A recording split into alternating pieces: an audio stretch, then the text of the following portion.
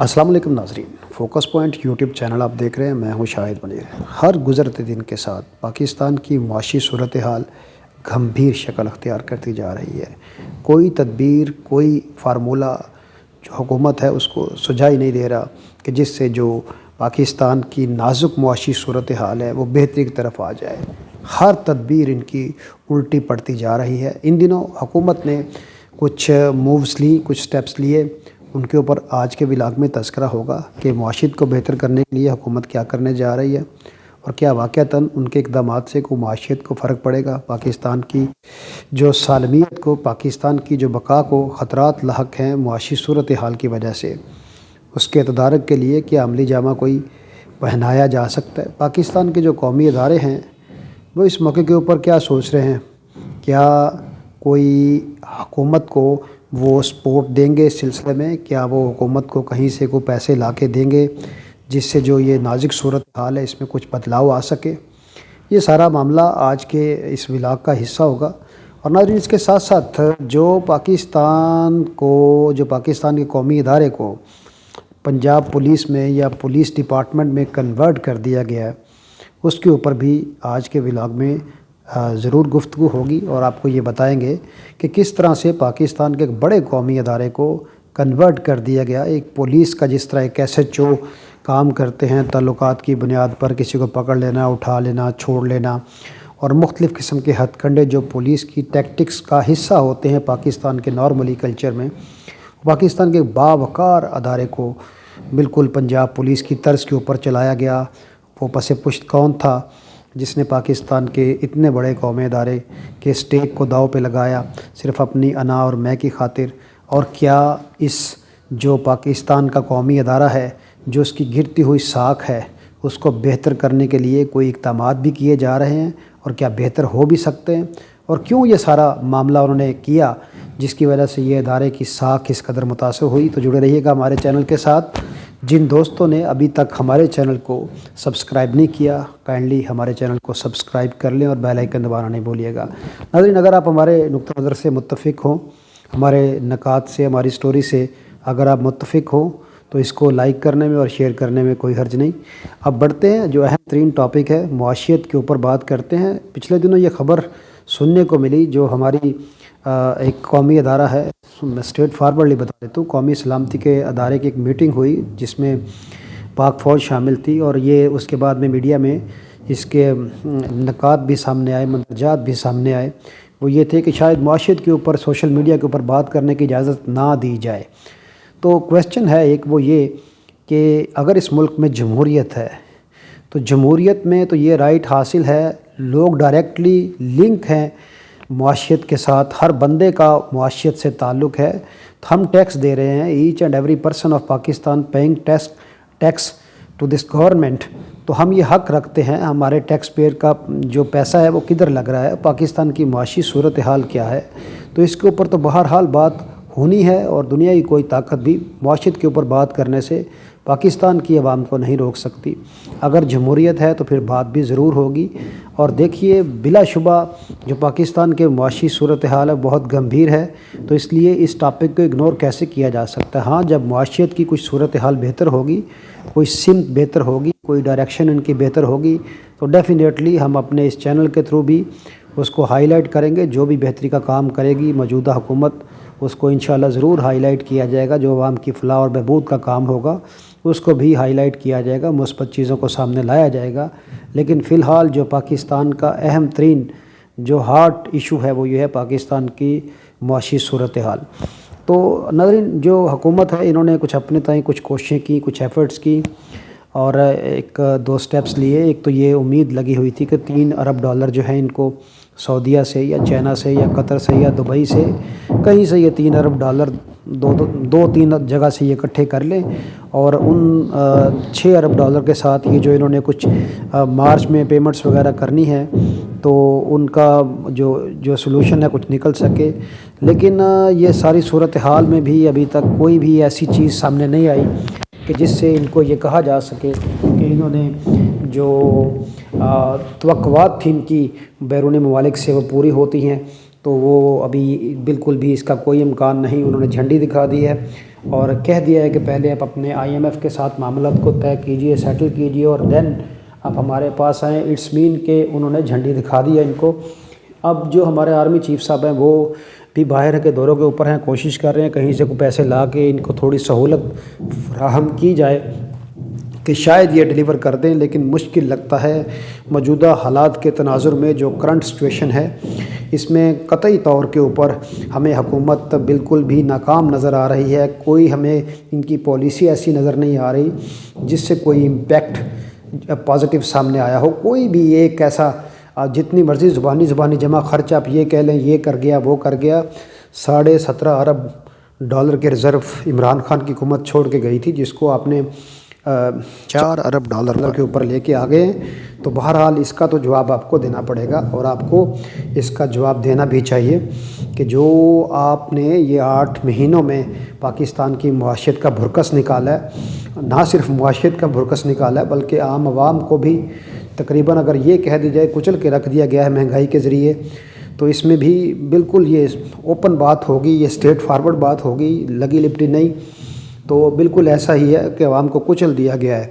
لوگ روٹی کھانے کے چکر میں دن رات ایک کیے ہوئے ہیں، کس طرح سے گھر کا نظام چلا سکیں، لیکن جو حکومت ہے ان کے دل میں درد بالکل بھی نہیں ہے عوام کے لیے، اور نہ ان کو عوام سے کوئی غرض ہے۔ ہاں غرض جس سے تھی وہ انہوں نے کام جلدی کر لیے، اپنے نیب کے کیسز ختم کر لیے، اربوں ڈالر کے اپنے آپ کو ریلیف دے لیے، نیب قوانین اڑا کے رکھ دیے، اور بہت سارے انہوں نے ایسے کام کیے جس سے معاشیت کا جو جنازہ تھا وہ انہوں نے نکال کے رکھ دیا۔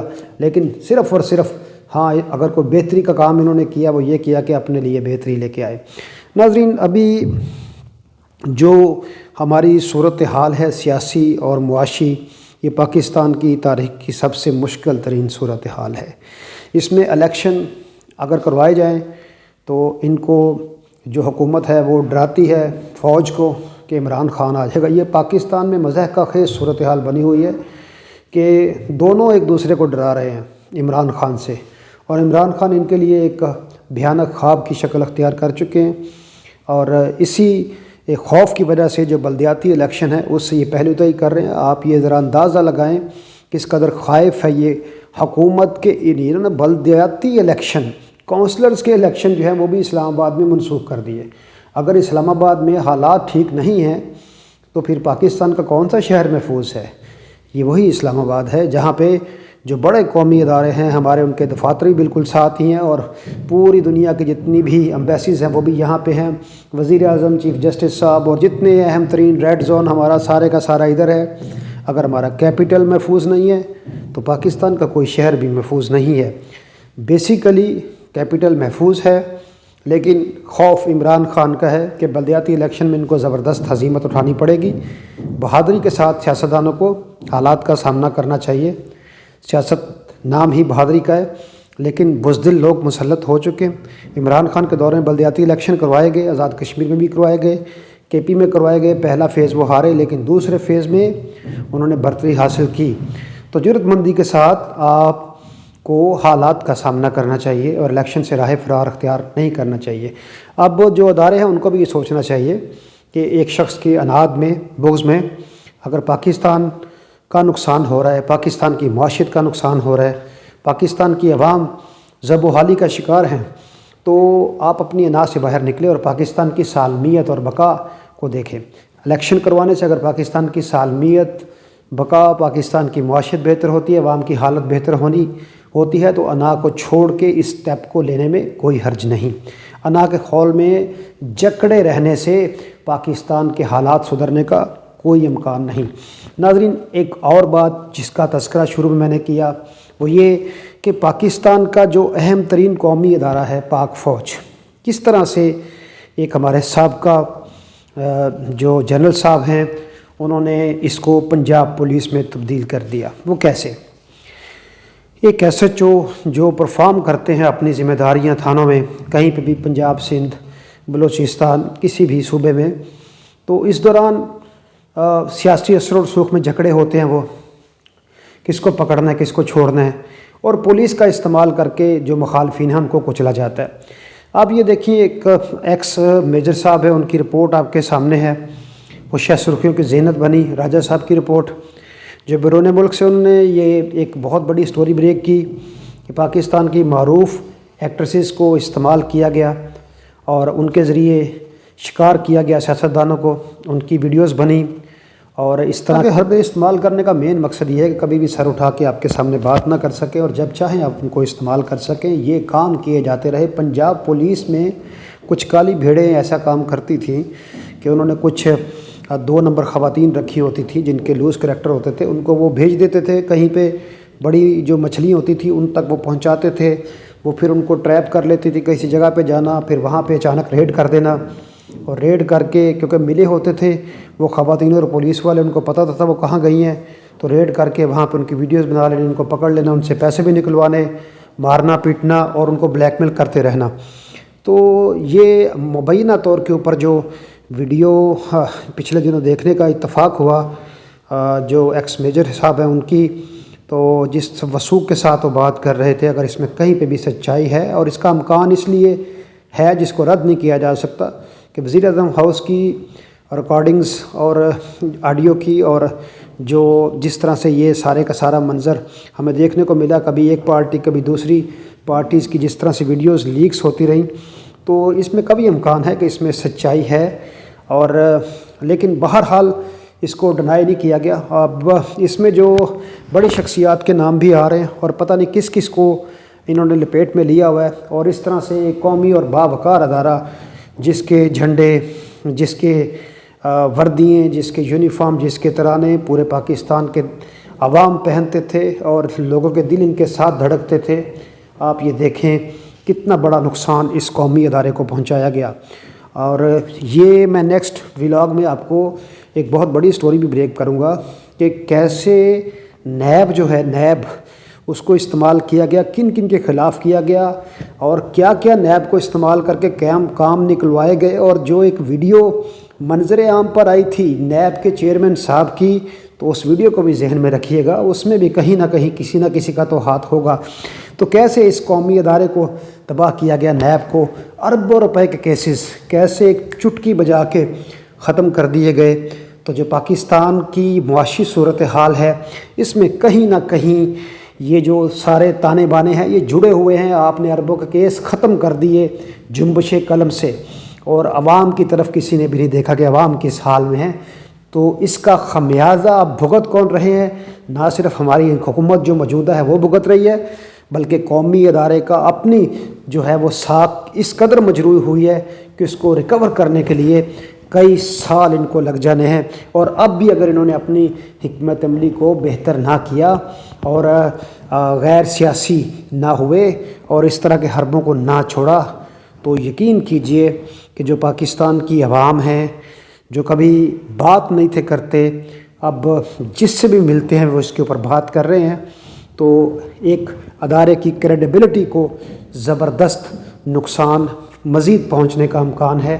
تو خدا را پاکستان کے لیے اپنے دی گئی حدود میں رہتے ہوئے کام کریں اور ان چیزوں کو چھوڑیں جس سے معاشرے کی اقدار کا بیڑا غرق ہو رہا ہے۔ ٹھیک ہے، یہ بلیک میلنگ والا طرز عمل چھوڑنا پڑے گا اور پاکستان کی بقا اور سالمیت کے لیے کام کرنا پڑے گا۔ اللہ پاکستان کو مشکلات سے آزادی دے اور پاکستان کے حالت سدھرے۔ جب بھی یہ کوئی بہتر کام کریں گے، کوئی بہترین معاشی طور کے اوپر سامنے آئے گی، انشاءاللہ آپ کو اس سے بھی آگاہ کریں گے۔ اپنا خیال رکھیے گا، اپنے چینل کا بھی۔ انٹل نیکسٹ ویڈیو، اللہ حافظ۔